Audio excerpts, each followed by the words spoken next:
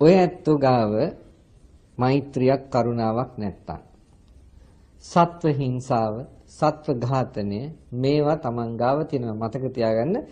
ඒකෙන් අදහස් කරන්නේ නැහැ හරක් විතරක් නෙමෙයි, එළුව විතරක් නෙමෙයි, මැස්ස මදුරුව උකුණ මකුණ වුණුත් සත්තු තමයි. සත්ව හිංසාව කියන්නේ ඔක්කොම හිංසාව. එතකොට දැන් ඩෙන්ගු මදුරුව ගැන ප්‍රශ්නයක් ඒවි. මොකද ඒකට කරන්නේ කියලා. පින්වත්නි, ඩෙන්ගු මදුරුව බෝ කරගත්තට මොකක් කරන්නද?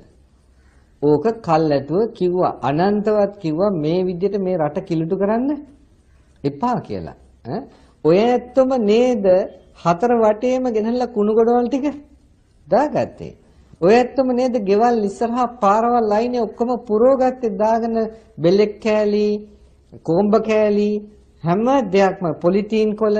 දැන් බලන්න අපි හිතමු ඩෙන්ගු මදුරුව ඇති වෙන්නේ පිරිසිදු නිශ්චල ජලයේ. මොනවාද පොලිතීන් වල එකතු වෙන්නේ? පොලිතීන් වල ඒ වතුර ටික එකතු වෙච්චාම ආයි කවුරුත් ඒක අයින් කරන්නේ නැහැ. ඒ වතුර ටික එහෙමම තියෙනවා. ඉතින් ඒකේ මදුරුව හැදෙනව ඕන තරම්. බලන්නකො හතර වටේම තියෙන්නේ මොනවද කියලා හැමතැනම දාගෙන තියෙන්නේ. බෑග්ස් ටික ගේනවා, බෑග්ස් ටික ගෙනලා ඔක්කොම එළිය වීසි කරනවා. ඒක ඉතින් අර එහාට මෙහාට වෙච්චාම ඒකේ අර මදුරුව ඇති වෙනවා. දැන් මදුරුව කනෝ කියලා දැන් කෑ ගහනවා. මොකද්ද මේ? පින්වත්නි, අතීතේ නම් මදුරුව බෝ වෙන්නේ ඉස්සෙල්ලා රජයෙන්ම ඇවිල්ලා ඒ වතුර තියෙන තැන් වලට බෙහෙත් ගහනවා.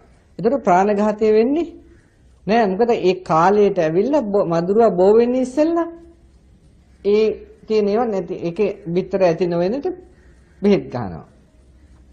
දැන් කල්ප ගණනකින් එහෙම එකක් උනේ නෑ. ඊයේ පෙරේද මෙන්න තද වෙලා ගහනවා දැක්ක. එහෙම මෙහෙන් ටිකක් හැමතැනම. ඔන්න කල්පනා කරලා බලන්න අපි දැන් ඉතින් මරන්න වෙලයි කියලා දැන් මරනවා. දිගටම. දැන් විහිං තමයි පව් ගොඩක් බවට පත් වෙන්නේ. ඒ පැත්තට වැටුනොත් පාපයෙන් ගැලවිල්ලක් ඇති වෙන්නෙම නෑ. කරන්න දෙයක් නෑ. අවිද්‍යාව හින්දා ඔක සිද්ධ වෙනවා.